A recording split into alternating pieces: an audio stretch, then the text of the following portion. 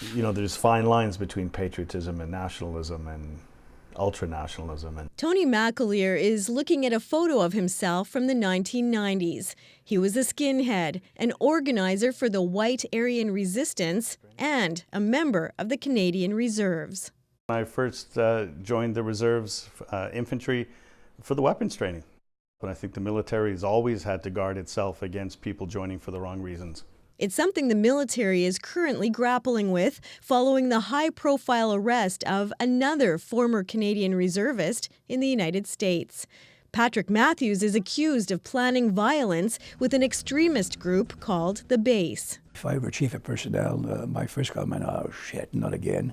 This retired colonel and lawyer says the reserves are a backdoor for extremists to get into the military. And that's where they have to be more diligent and more alert to the vulnerability in there. Military leaders say they have identified areas of improvement and are working towards change. But they also defend their track record of investigating and disciplining members. I do understand, though, that sometimes from the outside we might look opaque, but the only time that we're opaque is due to privacy reasons, that we can't divulge specific information. We have zero tolerance for such behavior, and we will get you out of uniform if you don't correct your behavior. Patrick Matthews may be the latest and most high-profile case, but he's not the only one. Between 2013 and 2018, there were 16 identified members of extreme hate groups in the military, and another 35 engaged in racist or discriminatory behavior. 3 have been discharged because of hateful conduct.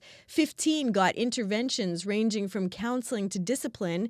No wrongdoing was found in 8 cases, and 7 investigations are still underway. If we can salvage somebody's career, then we'll take the steps that we think are necessary. Part of the problem is that the military is still defining and codifying the term hateful conduct. Colonel Michel Drapeau says it's taking too long. You got to have the definition. There's no excuse for not, in 2020, for not knowing this.